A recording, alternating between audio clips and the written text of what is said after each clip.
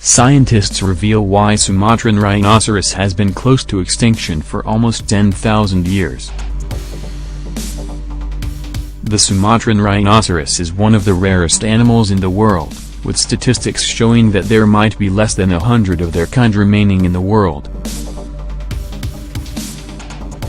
And while environmentalists are very much aware that their numbers have been way down for quite some time, a new study has revealed that this rhino species decline may have started much sooner than once thought. In a new study published this week in the journal Current Biology, a multinational team of researchers sequenced the entire Sumatran rhino genome, taking the sample from the Cincinnati Zoo's male rhino Whippa, who lived in the zoo for over 2 decades before his 2013 death. This marked the first time scientists were able to analyze such data in full, according to a report from Newsweek. Based on the researchers' findings, the Sumatran rhinoceros troubles might have started during the Pleistocene era, which was described by study author Herman Mays Jr., a professor at Marshall University, as a roller coaster ride. This period, which spanned from 2.6 million to 11,700 years ago, saw the populations of Sumatran rhinos and other large mammals reach their peak.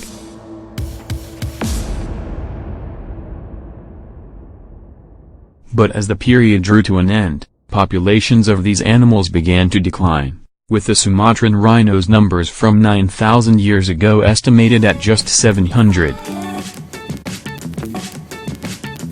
The population bottomed out and never showed signs of recovery, Mays explained in a statement.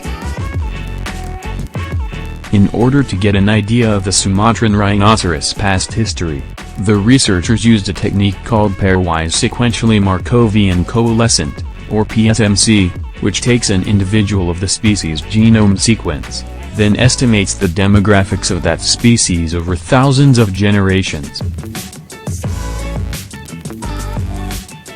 After gathering PSMC data from Whippa's genome, the researchers then combined those results with climate data, to see if weather events may have played a part in the Sumatran rhino's decline.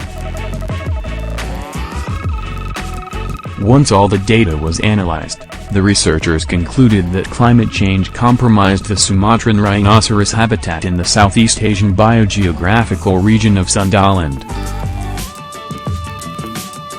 According to the researchers, weather events toward the end of the Pleistocene period caused Sundaland to be submerged, resulting in the fragmentation of the species, which in turn led to their decline. Although the Sumatran rhinoceros is not one of those endangered species whose decline was mainly brought about by man-made causes, the researchers noted that humans also played a part in further whittling down the species' numbers. According to Newsweek, deforestation and hunting both contributed to the Sumatran rhino's quick decline, as humans began to settle on the land.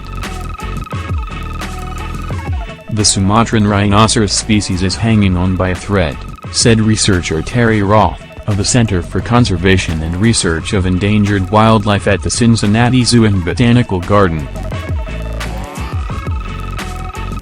We need to do more to save it.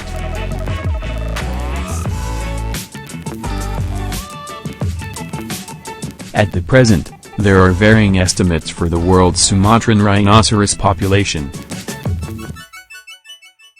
A report from BBC News stated that there might be less than 250 individuals remaining in the wild, while Newsweek's report cited data from the World Wildlife Fund for Nature, which suggests that there are less than 100 Sumatran rhinos remaining in the world as of 2017.